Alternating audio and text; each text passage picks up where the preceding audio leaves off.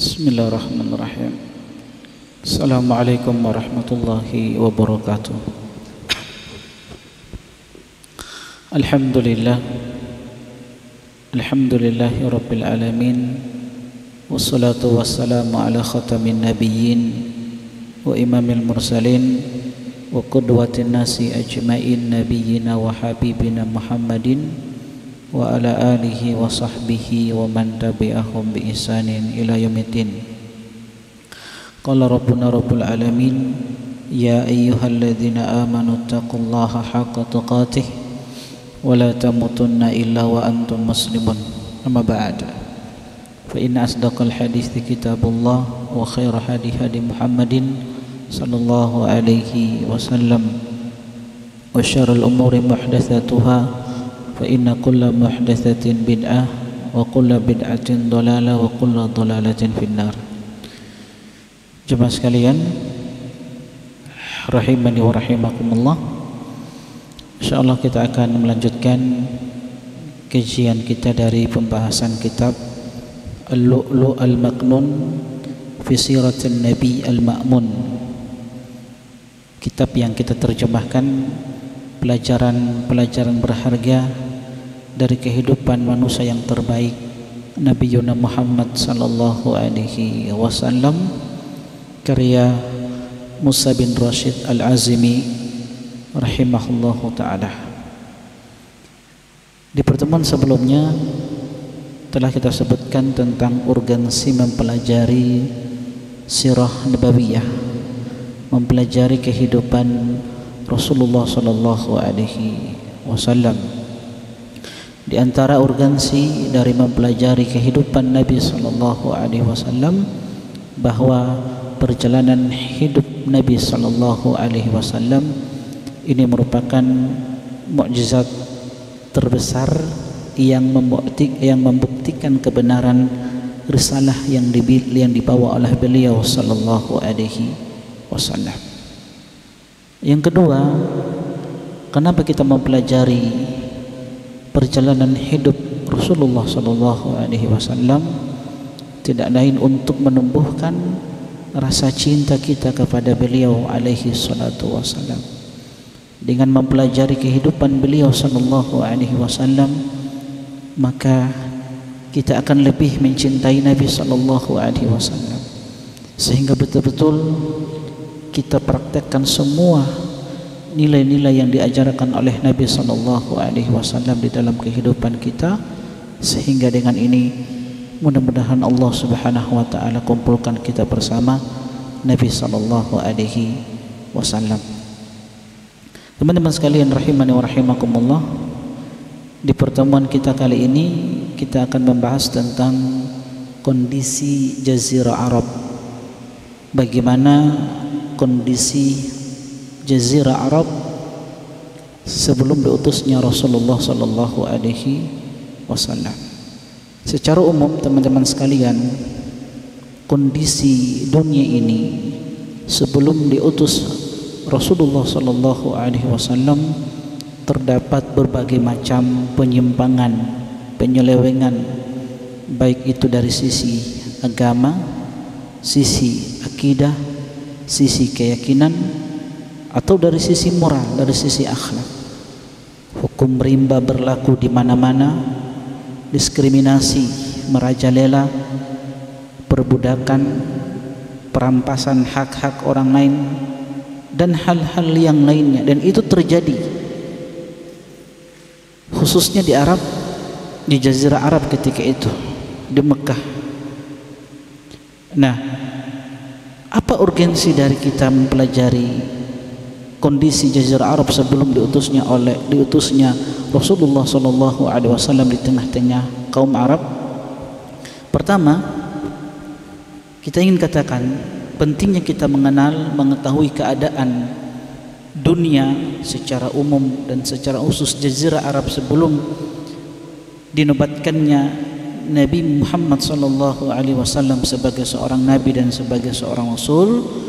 Pertama, agar nilai cahaya Islam yang kita rasakan saat ini semakin nampak bagi kita, agar nilai cahaya Islam yang kita rasakan saat ini semakin kokoh, semakin mantap di dalam diri kita.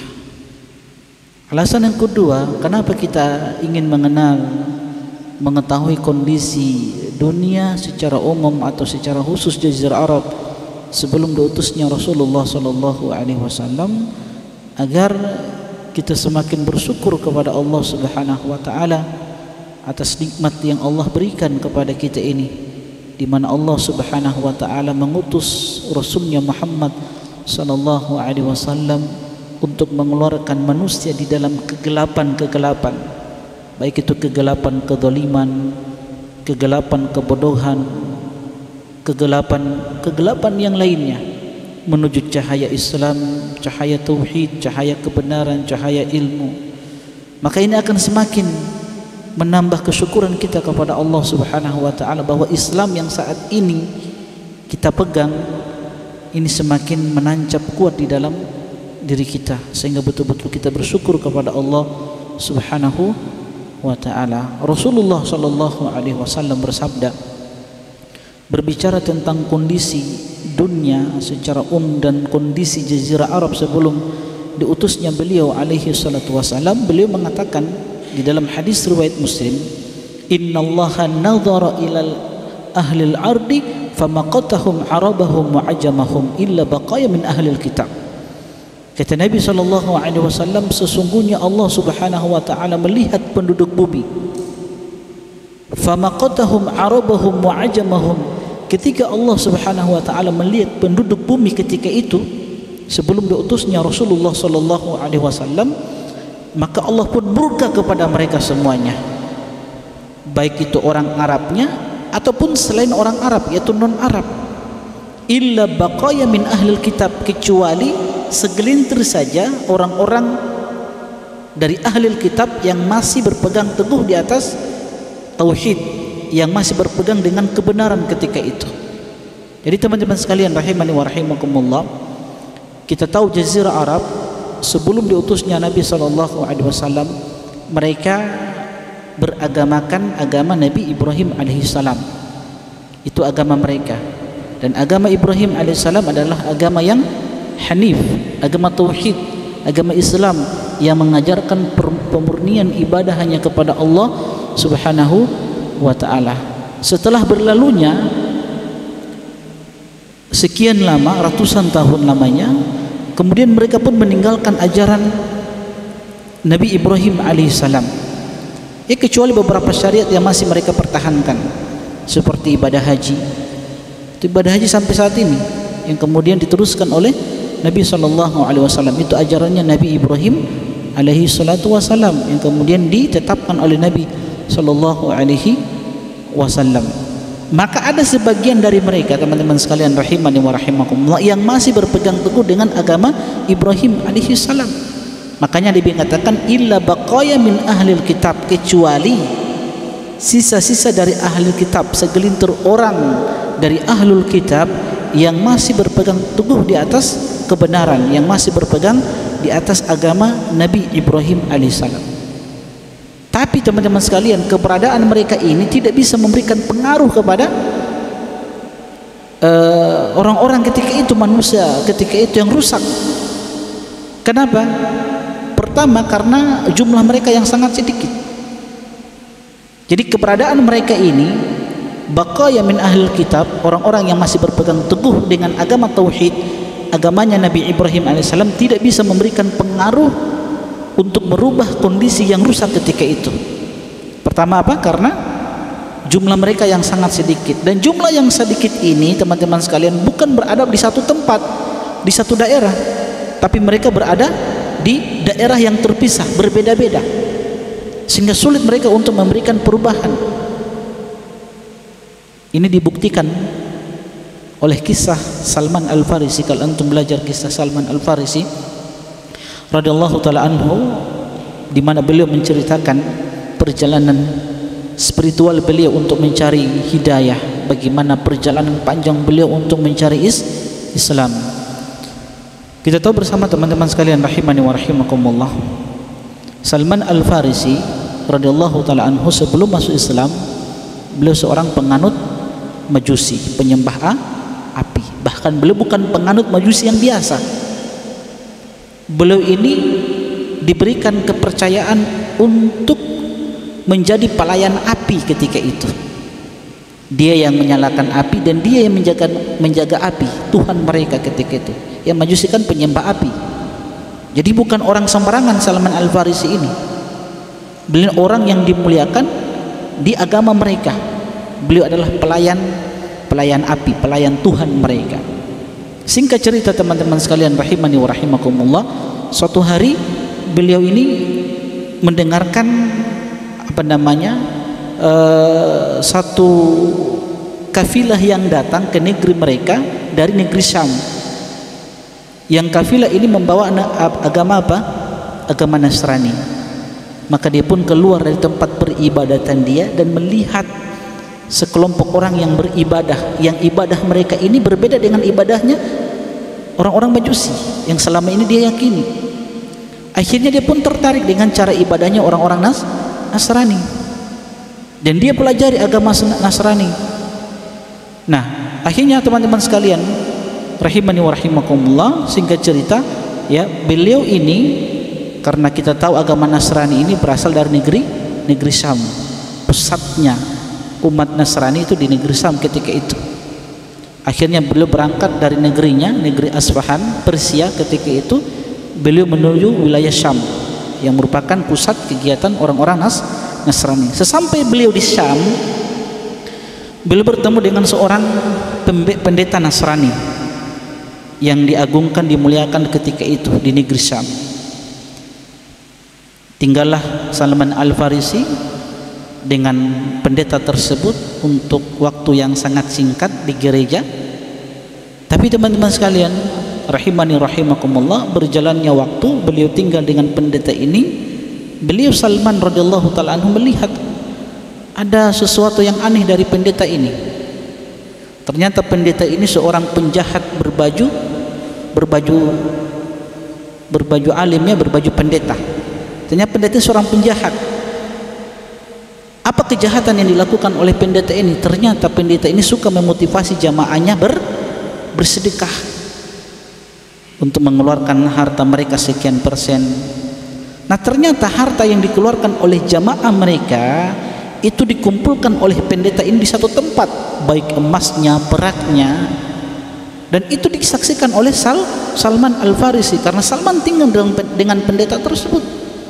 Akhirnya teman-teman sekalian rahimani wa rahimakumullah, ketika pendeta ini wafat, meninggal, dan ini bergejolak di dalam hati Salman Al-Farisi, akhirnya beliau pun membongkar aibnya pendeta ini. Dikatakanlah kepada jamaahnya bahwasanya pendeta ini seorang penjahat.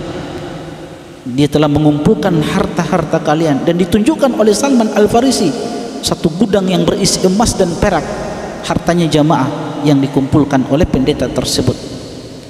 Singkat cerita teman-teman sekalian rahimani wa rahimakumullah, akhirnya pendeta yang sebelumnya diangkat sebagai panutan mereka diganti dengan seorang pendeta yang soleh, yang baik. Salman Al-Farisi ketika bercerita dengan pendeta ini, pendeta yang baik, pendeta yang soleh, menggantikan pendeta sebelumnya. Akhirnya pendeta yang sudah tua ini, dia pun dalam keadaan sakratul maut, akan menghadapi yang namanya kematian. Maka Salman berkata kepada pendeta tersebut bahwa tunjukkan kepadaku kepada siapa lagi aku harus belajar agama ini.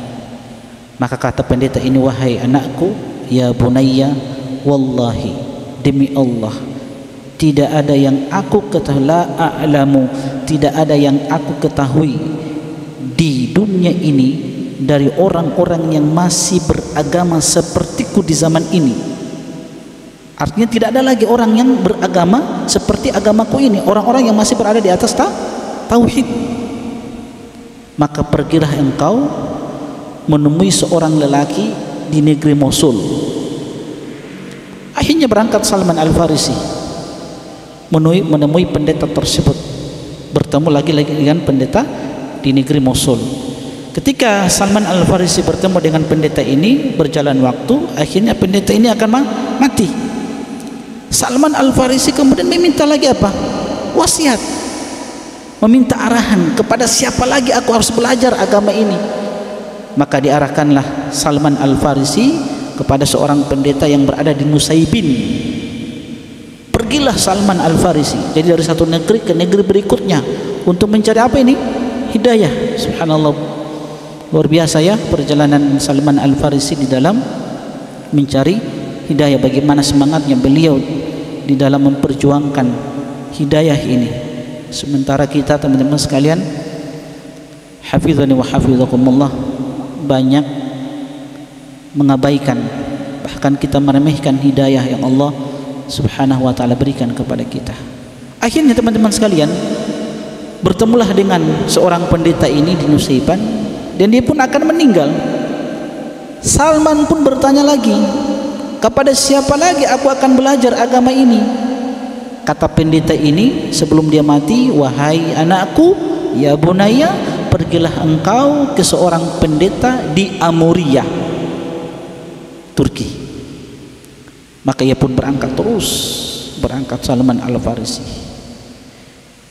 Ketemu dengan pendeta tersebut, ternyata pendeta ini seorang yang Masya Allah punya kelebihan, ada harta, banyak harta yang dia miliki. Akhirnya seorang pendeta ini pun menghadapi kematian di akhir kehidupan dia. Maka dia pun meminta wasiat lagi. Siapa? Salman Al-Farisi. Kepada siapa lagi aku harus belajar? Akhirnya Salman ditunjuki kepada seorang pendeta lagi di satu negeri yang sangat jauh, yang akhirnya Salman Al-Farisi diberikan harta bekal oleh pendeta yang akan meninggal ini. Di mana? Di Amuria. Berangkatlah Salman Al-Farisi untuk mencari orang tersebut.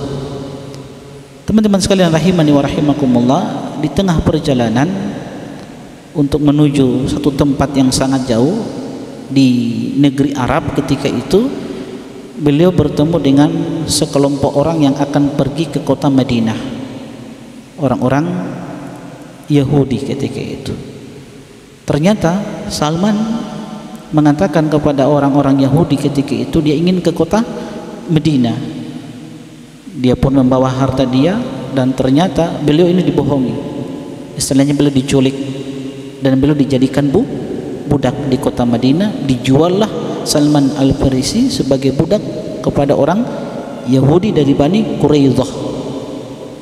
Singkat cerita teman-teman sekalian rahimani wa rahimakumullah, selama beliau berpindah dari satu negeri ke negeri berikutnya, beliau sudah dapat maklumat, informasi tentang adanya nabi terakhir yang akan keluar, ya, diutus dari Mekah menuju kota Madinah. Makanya orang-orang Yahudi sudah menunggu di kota Madinah. Setiba beliau di kota Madinah menjadi seorang budak Yahudi dari Bani Quraidah, maka Salman Al-Farisi mendengarkan seorang laki-laki yang bernama Muhammad sallallahu alaihi wasallam yang dia akan tiba ke kota Madinah, hijrah dari Mekah, diusir oleh kaumnya menuju kota Madinah. Setiba di kota Madinah, tepatnya di mana? Di Kuba. Sebelum masuk Madinah itu kan ada Kuba dulu.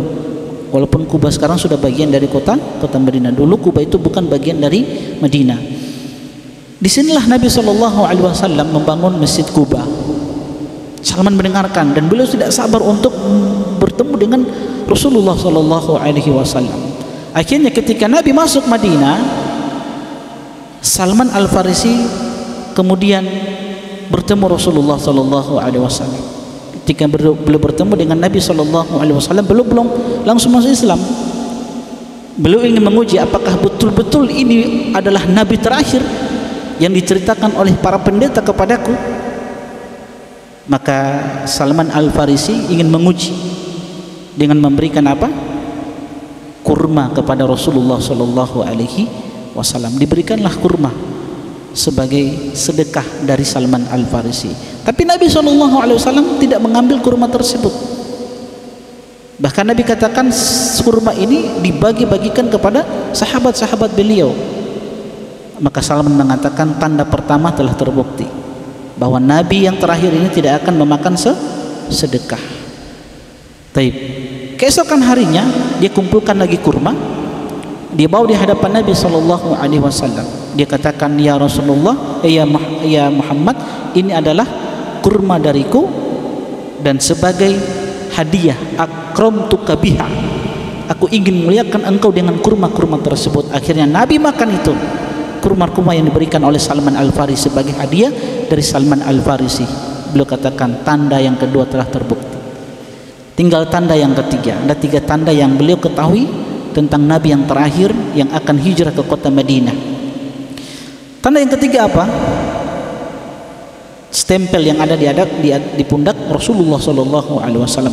Satu hari ketika Nabi ingin menguburkan sahabatnya yang meninggal di Baqi Al-Gharqad, maka Salman Al-Farisi kemudian melihat Nabi sallallahu alaihi wasallam dan beliau berjalan dari belakangnya Nabi sallallahu alaihi wasallam.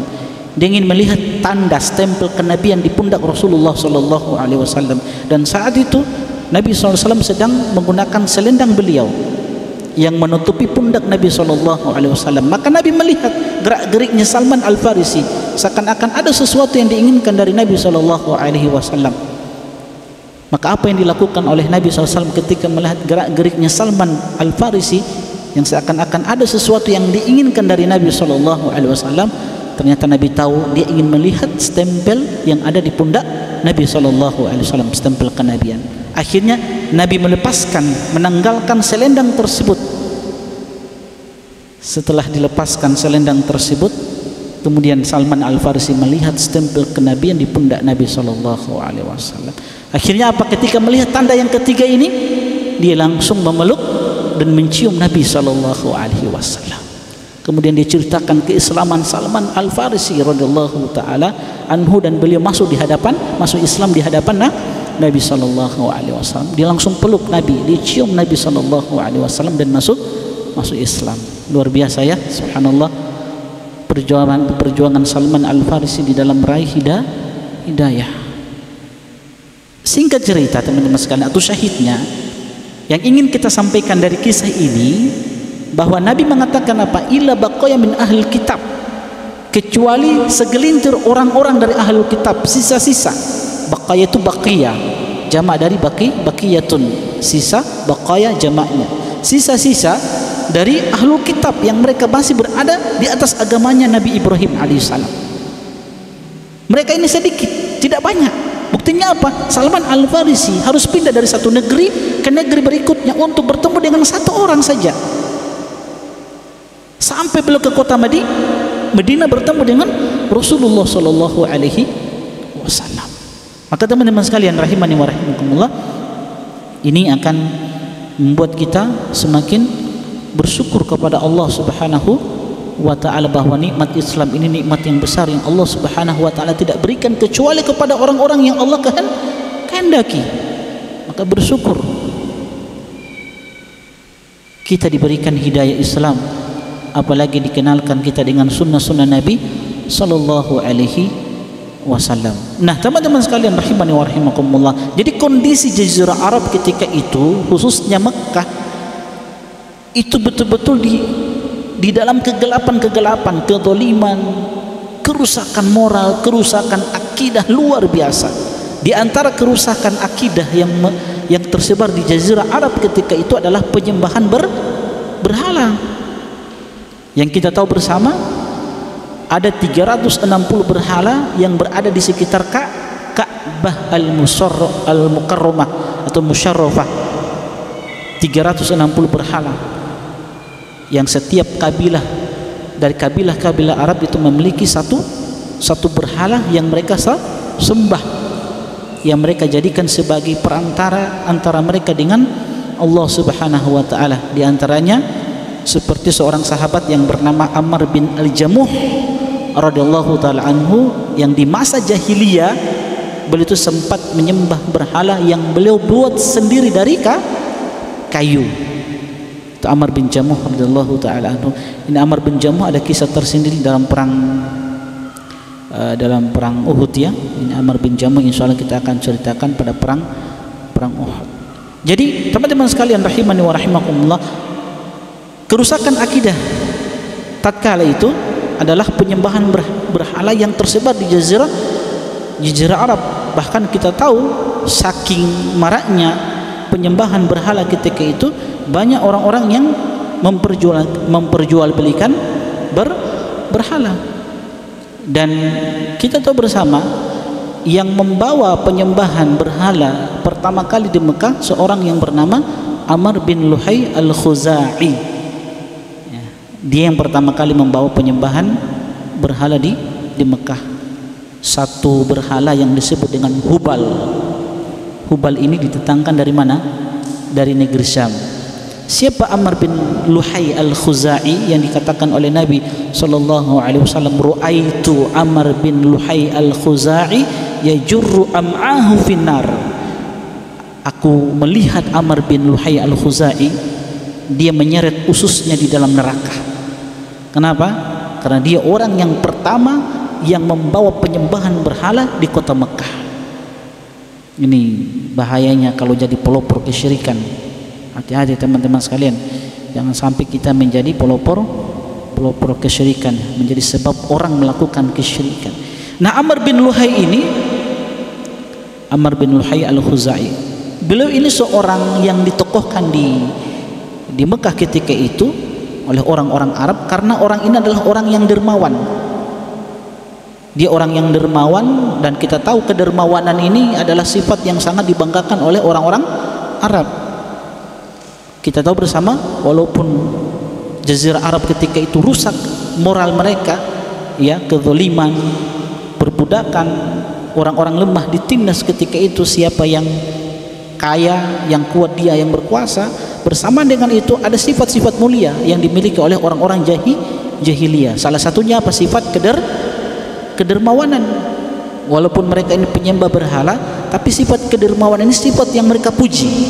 Nah, Amr bin Luhai ini seorang yang sangat-sangat dermawan. Kedermawanan itu teman-teman sekalian terlihat ketika apa? Musim haji. Tadi kita sudah sebutkan syariat yang masih dipertahankan oleh orang-orang Arab dari syariatnya Nabi Ibrahim adalah ibadah haji. Ini terus dipertahankan oleh orang-orang Arab, walaupun ada sedikit kesyirikan yang mereka masukkan dalam ibadah haji tersebut, tapi ini ibadah haji yang terus dipertahankan. Nah, Amr bin Luhai kalau datang musim haji, orang-orang datang ke Mekah untuk berhaji, saking dermawannya Amr bin Luhai al-Khuzai ini, dia siapkan 10.000 unta untuk jamaah haji. Bayangkan 10.000 unta disembelih, dibagi-bagikan untuk para jamaah. Bayangkan saking dermawannya Amr bin Luhai al-Khuzai ini. Makanya dia ditokohkan, dia disegani, dijadikan sebagai rujukan ketika itu. Akhirnya satu hari Amr bin Luhai ini dia pergi ke negeri Syam. Nah, di negeri Syam inilah dia melihat orang-orang yang menyembah berhala, yang mereka jadikan patung-patung itu sebagai perantara mereka untuk mendekatkan diri kepada Allah Subhanahu wa taala. Ketika dia melihat orang-orang sedang menyembah berhala, dia katakan, "Apa yang kalian lakukan di tempat ini?" Mereka katakan, "Ini adalah berhala-berhala yang mendekatkan kita kepada Allah." Akhirnya dia minta satu berhala yang bisa dia bawa ke Mekah. Diberikanlah satu berhala yang namanya Hubal. Ini Hubal ini yang diletakkan Hubal ini berhala yang paling besar yang diletakkan di samping Ka'bah. Nah, teman-teman sekalian rahimani wa rahimakumullah, jadi penyembahan berhala ini terjadi karena adanya dia ini, Amr bin Luhai al-Khuzai. Namun bersama dengan itu masih mereka beriman kepada Allah Subhanahu wa taala. Jadi berhala-berhala yang mereka sembah ini mereka jadikan sebagai wasilah saja, sebagai perantara untuk mendekatkan diri kepada Allah Subhanahu wa taala. Jadi mereka tidak mengatakan bahwa berhala-berhala ini yang memberikan apa? Rizki. Berhala-berhala ini yang memberikan apa? Manfaat kepada kami. Tidak. Mereka jadikan ini sebagai wasilah mendekatkan diri kepada Allah. Dan ini Allah abadikan dalam surat Az-Zumar ayat yang ketiga. Ma na'buduhum illa liqarribuna ilallahi zulfa. Kami tidak menyembah mereka berhala-berhala ini kecuali berhala-berhala ini liyuqarribuna ilallahi zulfa. Berhala-berhala ini mendekatkan diri kami kepada Allah Subhanahu wa taala dengan sedekat-dekatnya. Ini salah satu sisi akidah yang rusak di tengah-tengah jazirah Arab. Sisi yang lain, tidak mau panjang lebar ya. Sisi yang lain kita akan sebutkan keburukan-keburukan yang terjadi di jazirah Arab ketika itu sebelum diutusnya Nabi SAW. Sisi yang lain dari sisi moral, ada kebiasaan jahiliyah yang itu berjalan di tengah-tengah mereka, yang menjadi budaya mereka. Kebiasaan apa itu? Kebiasaan meminum khamar. Bahkan antum tahu bersama bagaimana sahabat-sahabat yang tadinya sudah masuk Islam belum bisa meninggalkan kebiasaan khamar ini, karena ini sudah menjadi budaya mereka, di mana mereka menjadikan khamar ini sesuatu yang menjadi kebiasaan mereka, bahkan layaknya khamar itu sebagai air putih untuk mereka. Kira-kira bagaimana air putih dengan kita? Sesuatu yang tidak bisa kita lepaskan, air putih itu. Nah, khamar itu seperti itu. Khamar itu seperti air putih yang bisa menghilangkan dahaga mereka. Jadi seperti hal yang biasa bagi mereka. Ini sebagaimana penuturan Ibnu Abbas radhiyallahu taala anhu, di mana beliau mengatakan, sami'tu abi yaqul fil jahiliyah, aku pernah mendengarkan bapakku. Siapa bapaknya Ibnu Abbas? Siapa bapaknya Ibnu Abbas? Abbas bin apa? Abbas bin Abbas bin Abdul Muttalib, paman Nabi SAW. Abbas Abdul Muttalib adalah bapaknya. Abdul Muttalib dengan Nabi apa? Cucu kan Nabi. Abdul Muttalib adalah kakeknya Nabi SAW. Abbas pamannya. Nah, Ibnu Abbas mengatakan, sami'tu abi yaqul fil jahiliyah, aku pernah mendengarkan bapakku Abbas pernah mengatakan di masa jahiliyah, iskina ka'san dihaqa, berilah kami minuman-minuman dengan gelas-gelas yang berisikan khamar. Jadi sudah menjadi kebiasaan mereka itu khamar. Insyaallah kita lanjut setelah azan dikumandangkan. Jemaah sekalian, ikhwani wa akhwati fillah, rahimani wa rahimakumullah. Jadi di antara keburukan yang terjadi di jazirah Arab sebelum diutusnya Nabi SAW adalah tersebarnya minuman khamar, dan ini sesuatu yang menjadi kebiasaan orang-orang Arab. Bahkan kebiasaan meminum khamar ini layaknya mereka jadikan sebagai air putih untuk menghilangkan dahaga mereka. Dan ini sebagaimana diungkapkan oleh Ibnu Abbas ketika beliau mendengarkan bapaknya mengatakan di masa jahiliyah sebelum memeluk Islam, iskina ka'san dihaqa, berilah kami minuman dengan gelas-gelas yang berisikan khamar, baik itu khamar yang terbuat dari gandum, kurma, anggur, ataupun madu. Jadi madu pun bisa dijadikan sebagai khamar. Seperti orang Yaman, Ibnu Abbas ketika bercerita tentang penduduk Yaman yang beliau dapati ketika itu, dan Abu Musa al-Asy'ari, di mana beliau mengatakan, ba'athani Rasulullah sallallahu alaihi wasallam wa Mu'adhan ila Yaman, aku pernah diutus oleh Nabi beserta sahabat Mu'adh bin Jabal ke negeri Yaman. Faqultu ya Rasulullah aftina fi syarabaini kunna nad'uha bil Yaman, nad'uhuma bil Yaman.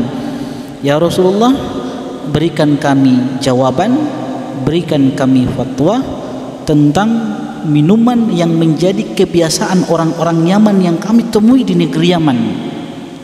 Apa itu? Al-bit'u, namanya bit'u. Bit'u wa huwa minal asal. Bit'u ini khamar yang terbuat dari madu yang mereka rendam hingga mengental. Maka apa jawaban Nabi SAW? Anha an kulli muskirin azkara annis salati. Kata Nabi SAW, ini diriwayatkan oleh Imam Muslim, aku melarang dari segala sesuatu yang memabukkan dan dapat menghalangi kalian dari salat. Dari sini kata para ulama ketika menjelaskan definisi khamar itu, kata mereka sesuatu yang itu bisa memabukkan, dari gandum kah, dari anggur kah, ya, dari madu kah, yang banyak ataupun sedikit, kalau dia memabukkan itulah khamar. Ya. Jadi kata beliau Musa al-Asy'ari, beliau diutus dan Mu'adz bin Jabal ke negeri Yaman, dan mereka temukan ini minumannya orang-orang Yaman, minuman khamar yang terbuat dari madu. Tapi hal yang perlu kita catat teman-teman sekalian, walaupun mereka menjadikan khamar ini sebagai minuman mereka, hari-hari mereka dengan khamar, tapi satu hal yang mereka ketahui bersama, bahwa khamar itu sesuatu yang sangat tercela. Khamar sesuatu yang sangat tercela. Kenapa tercela? Pertama, dia bisa menghilangkan apa? Akal. Bisa menghilangkan akal.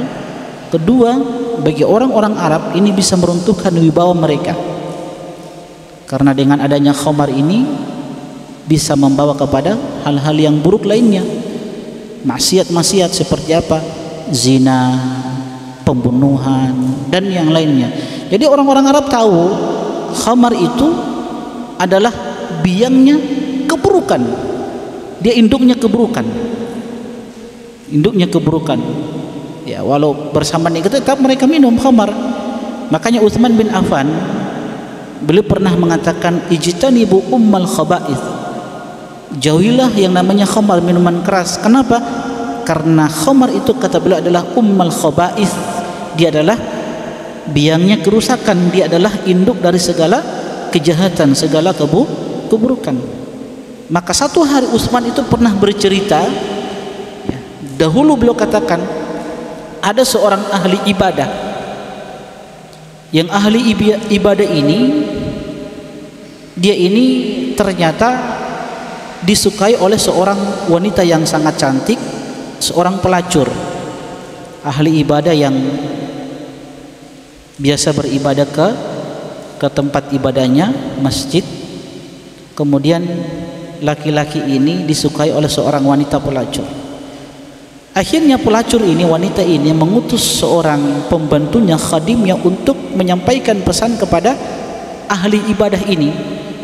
Dia katakan kepada ahli ibadah ini bahwasanya tuanku mengundangmu ke rumahnya untuk memberikan persaksian. Akhirnya karena ahli ibadah ini mendengar bahwa ada seorang wanita yang mengundang dia ke rumahnya untuk memberikan persaksian, maka datanglah laki-laki ini, ahli ibadah ini, ke rumah sang pelacur. Setiba di rumah teman-teman sekalian rahimani wa rahimakumullah, karena wanita pelacur ini sangat suka dengan ahli ibadah ini, dia pun kemudian menutup semua pintu-pintu rumah. Tidak ada seorang pun di rumah tersebut kecuali wanita pelacur ini dengan ahli ibadah.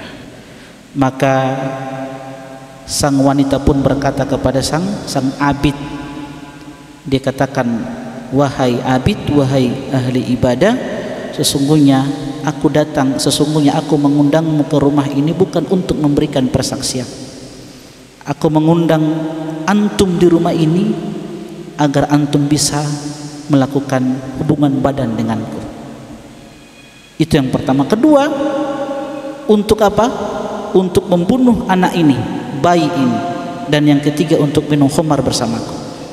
Jadi tiga ini alasan kenapa wanita pelacur ini mendatangkan laki-laki ini ahli ibadah. Tapi kata apa? Kata ahli ibadah ini, amma zina la uriduhu, zina aku tidak suka. Apalagi apa? Al-qatlu, pembunuhan, lebih aku tidak suka. Tidak ada pilihan yang lain kecuali pilihan ketiga. Apa itu? Khamar. Kalau tidak apa? Kalau dia tidak memilih satu dari tiga ini, maka perempuan ini akan berteriak. Mau tidak mau, kalau dia berteriak, orang-orang akan datang untuk menghukumi ahli ibadah ini. Akhirnya dalam keadaan terpaksa dia harus memilih apa? Memilih yang lebih ringan. Apa itu? Khamar. Daripada dia berzina atau membunuh, lebih dia minum khamar. Kemudian dibawakanlah segelas khamar kepada ahli ibadah ini, dan dia pun minum khamar tersebut. Setelah dia minum khamar, apa yang terjadi? Dia berzina dengan perempuan pelacur itu, dan dia pun membunuh bayi tersebut. Lihat apa kata Utsman bin Affan ketika bercerita tentang kisah ini. Beliau katakan, fajtanibul khamra fa innahu wallahi la yajtami'ul imanu wa itmanul khamri illa la yushiku an yukhrija ahaduhum sahibahu. Kata beliau, tinggalkanlah khamar, minuman keras, karena demi Allah wallahi tidak akan berkumpul di dalam diri seorang yang beriman antara iman dan khamar, kecintaan dia terhadap khamar.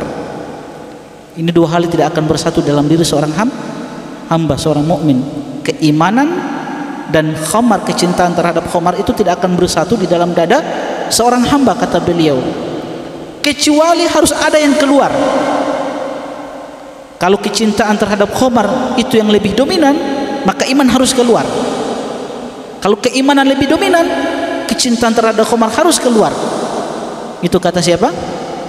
Utsman bin Affan radhiyallahu taala anhu. Maka teman-teman sekalian rahimani wa rahimakumullah, khamar ini perkara yang sangat berbahaya. Makanya Rasulullah sallallahu alaihi wasallam sampai mengatakan, la yadkhulul jannata mudminu khamrin, tidak akan masuk surga, kata Nabi sallallahu alaihi wasallam, orang yang terbiasa dengan minuman khamar.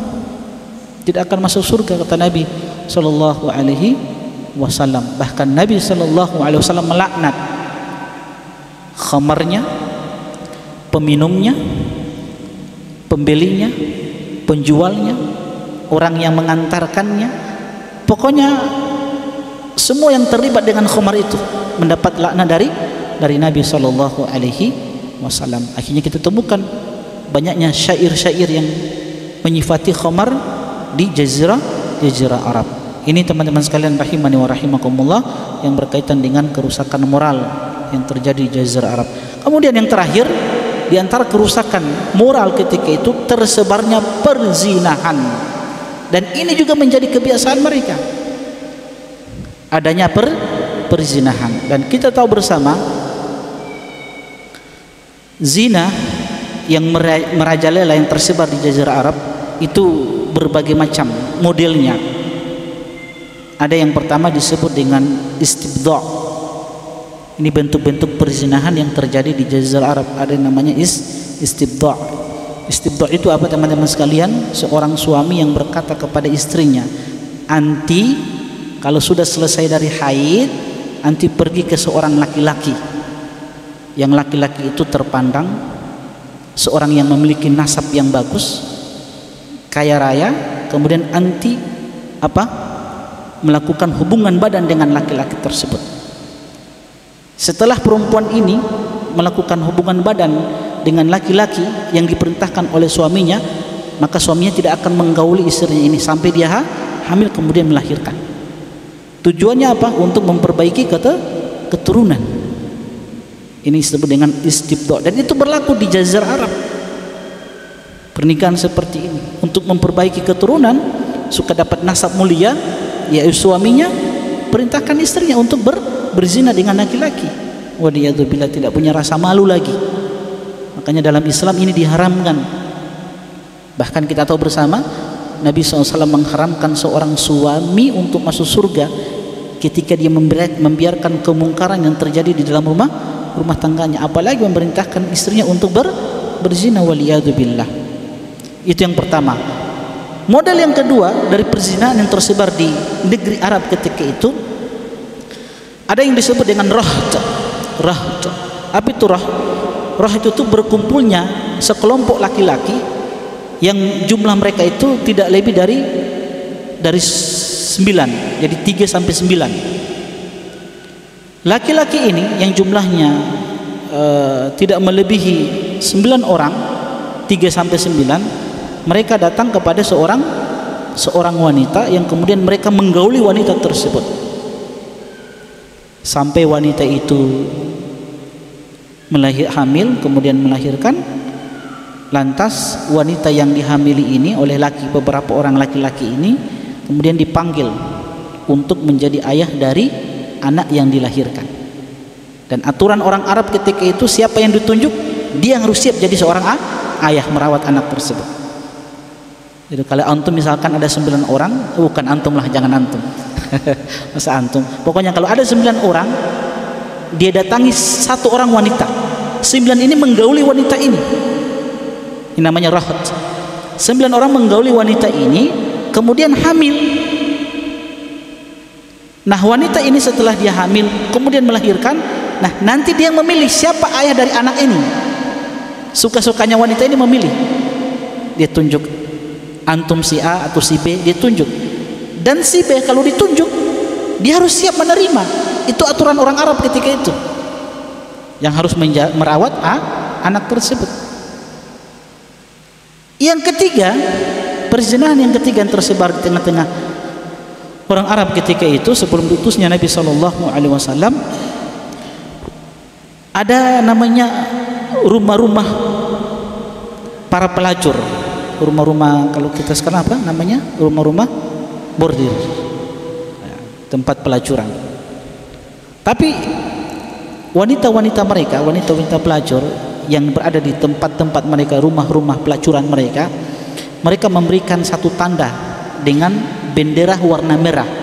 Setiap rumah yang ada bendera warna merah di depan pintu rumahnya, itu berarti rumah ini siap untuk didatangi. Siapapun laki-laki yang ingin masuk ke rumah itu untuk menggauli, silakan, tafadhol. Dibilang fadhol, silakan. Pokoknya kalau ada rumah antum dapati di rumah itu ada bendera merah di depan pintunya, berarti itu rumah itu siap untuk dimasuki dan wanita di dalamnya siap melayani laki-laki yang masuk ke rumah tersebut. Paham? Nah, kalau misalkan ada 20 orang masuk ke rumah itu, misalkan 20 orang masuk ke rumah situ, hamil dia, melahirkan dia, nanti akan dipanggil seorang yang disebut dengan qafah, ahli kifayah. Qafah ini seorang yang ahli di dalam menentukan apa? Nasab. Jadi di Jazirah, di orang-orang Arab dulu itu ada namanya qafah. Qafah ini seorang yang ahli menentukan nasab. Dia akan melihat tangan, kaki bayi ini, oh ini bapaknya, ini ayahnya. Jadi kalau wanita ini, pelacur ini sudah hamil, melahirkan, nanti orang yang pernah menggauli dia dipanggil. Jadi pelacur-pelacur dahulu itu punya apa? Punya semacam database begitu. Iya, laki-laki yang datang itu dikumpul, didata dulu. Istilah sekarang kita ini, tunjukkan antum PKTP, baru dicatat. Nah, setelah itu kalau dia mau melahirkan, setelah melahirkan dikumpulkan, dipanggil semua ini laki-laki ini. Kalau ada 20 orang, nanti dipanggil qafah, seorang ahli di dalam menentukan nasab dengan melihat jari kah, kaki kah, matanya kah, oh ini bapaknya. Nanti qafah ini yang akan menunjuk, oh ini bapaknya. Kalau sudah ditunjuk, aturan Arab harus terima.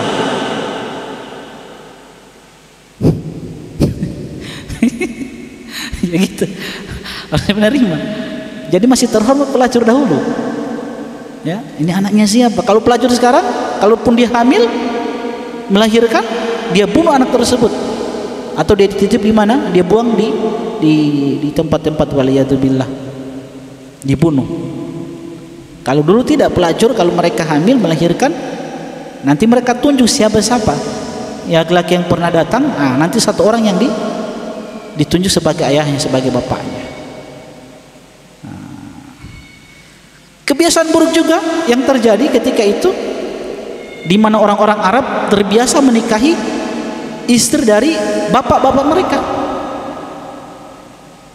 Begitu pula ini disebutkan di dalam Al-Quran, wala tankihu ma nakaha aba'ukum minan nisa, jangan kalian menikahi bekas istri bapak-bapak kalian. Orang Arab kalau ada seorang wanita yang diceraikan oleh bapaknya, itu dinikahi oleh anaknya, itu diharamkan di dalam Islam. Begitu pula orang-orang Arab kalau ingin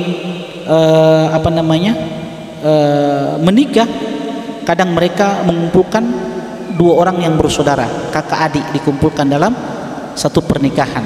Itu kebiasaan orang Arab. Ada dua orang wanita kakak adik dinikahi oleh seorang laki-laki. Langsung dua orang ini kakak adik ini dikumpulkan dalam satu pernikahan. Makanya dalam Islam ketika datang Nabi SAW ini diharamkan, wa an tajma'u bainal ukhtaini illa ma qad salaf. Dan diharamkan bagi kalian untuk mengawini dua orang kakak beradik. Dua orang wanita kakak beradik tidak boleh antum nikahi secara bersamaan, kecuali antum nikahi dulu kakaknya, kemudian dia meninggal, baru adiknya, itu boleh. Paham ya? Antum menikah, antum punya istri sekarang, ada adik perempuan dia, antum tidak boleh langsung nikahi adik perempuannya kalau kakaknya masih hidup sebagai istri antum. Tunggu dia mati dulu, kasih mati dulu dia, baru antum nikahi adiknya. Begitu. Wa anta jama'u bainal ukhtaini illa ma qad salaf, kecuali apa yang telah berlalu. Sudah berlalu kata Allah Subhanahu wa taala. Berarti kebiasaan mereka menikahi dua orang yang bersaudara, mengumpulkan dalam satu pernikahan. Itu diharamkan di dalam Islam. Nah, kebiasaan juga orang-orang Arab, mereka mengumpulkan apa? Wanita-wanita sebagai apa? Piaraan mereka. Jadi sudah punya istri, mereka juga kumpulkan wanita-wanita sebagai hugil mereka istilahnya. Ini juga Allah sebutkan di dalam Al-Qur'an. Dan salah satu kebiasaan yang ada di Jazirah Arab ketika itu, di Makkah khususnya, pernikahan apa? Poligami. Poligami salah satu kebiasaan orang-orang Arab ketika itu. Tapi poligami mereka tidak dibatasi. Tidak dibatasi, mau 10 perempuan, 20 perempuan, itu orang Arab hal yang menjadi kebiasaan mereka itu, tidak dibatasi. Islam datang membatasi. Sampai berapa? Sampai 4. Ini keindahan Islam yang dibawa oleh Nabi Sallallahu Alaihi Wasallam. Dan masih banyak lagi bentuk-bentuk perzinahan yang terjadi di Jazirah Arab ketika itu. Karena kita dibatasi oleh waktu, ya kita tutup. Subhanakallahumma bihamdik, asyhadu an la ilaha illa anta, astaghfiruka wa atubu ilaik. Assalamualaikum warahmatullahi wabarakatuh. قل يا عبادي الذين أسرفوا على أنفسهم لا تقنطوا من رحمة الله